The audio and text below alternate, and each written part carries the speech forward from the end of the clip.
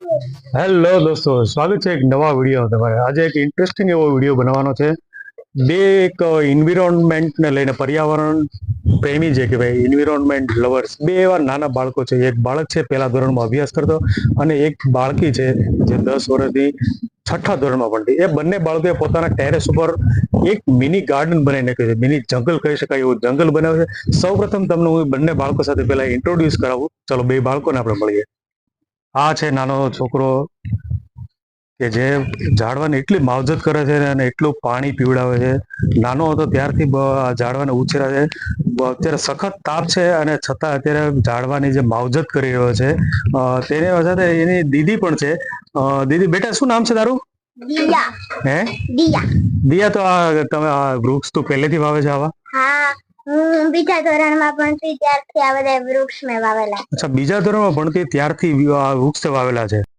આ બાળકી બીજા ધોરણમાં સ્ટડી કરતી હતી ત્યારથી એ વૃક્ષોની માવજત કરતી હતી, અને નાના નાના વૃક્ષો, ટ્રી પ્લાન્ટ જે બનાવ્યા ટેરેસ ગાર્ડન ઉપર, એ ત્યારથી લઈને અત્યાર સુધીમાં અત્યારે જોઈ શકાય કે કેટલા બધા વૃક્ષો છે. મારી વાત તમે જોઈ આ બંને બાળકી જે છે, દિયા છે અને ભાઈ, બેટા તારું શું નામ છે?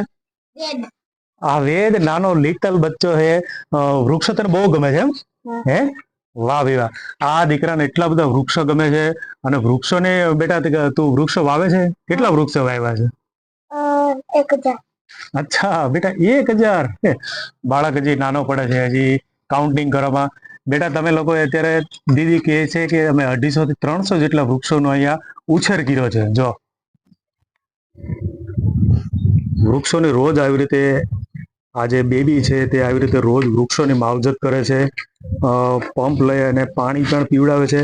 જોઈ શકાય છે કેટલા વૃક્ષો જે છે. નાનું તો જંગલ જે ટેરેસ ઉપર બનાવી દીધું તેવું જોવામાં લાગે છે. સૌપ્રથમ પહેલા હું તમને બધા જ વૃક્ષો બતાવી દઉં. બેટા, કેટલાક ઝાડોમાં તને ખબર પડે કયું ઝાડવું કયું છે? હે, ચાલો મને બતાવો.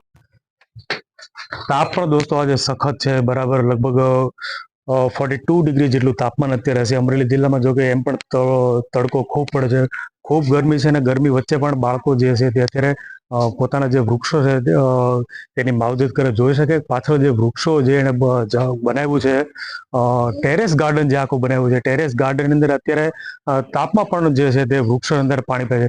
બધા તડકો પણ છે. ચલો આપણે સૌથી પહેલા ટોપી, બેટા એક ટોપી હતી, મને આપે ને ટોપી. અચ્છા, હા અહીંયા રે. ઓકે ઓકે ઓકે, ટોપી આવી ગઈ, ટોપી મળી ગઈ. ચલો, ચાપ છે. સૌથી પહેલા આપણે કેપ પણ પહેરી લઈએ આપણે. વાહ, બસ હવે મસ્ત મજા આવી લે.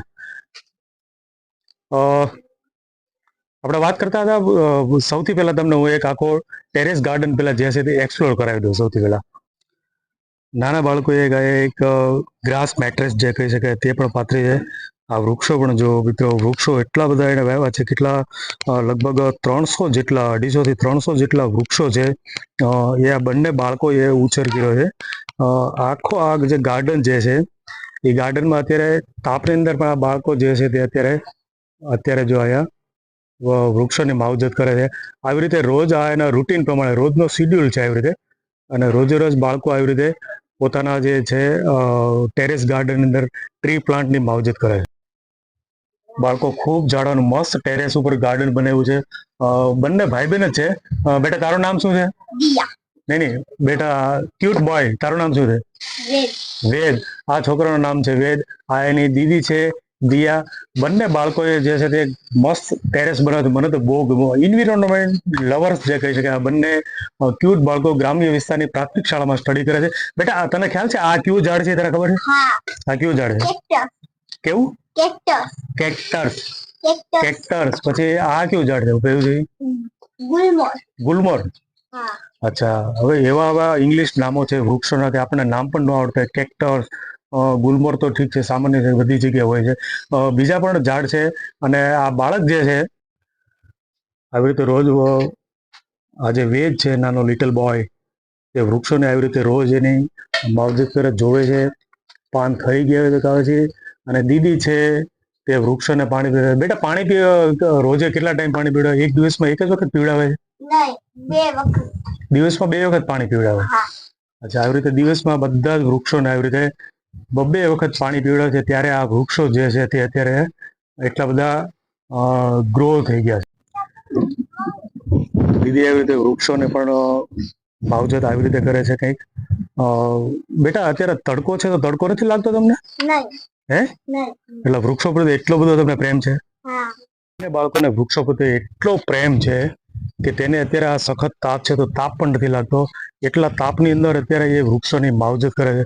ખૂબ સરસ, મને તો બહુ ગમ્યું. અને ખરેખર જેટલા વૃક્ષોની માવજત કરું છું અને જેટલું હરિયાળું બનાવશું આપણા વાઇલ્ડ લાઈફ જેવું બનાવશું, જેટલી ગ્રીનરી કરશું એટલું જ પર્યાવરણ માટે અને આપણા રૂટીન લાઈફ માટે પણ એટલું જ બેનિફિટ વાળું રહે છે.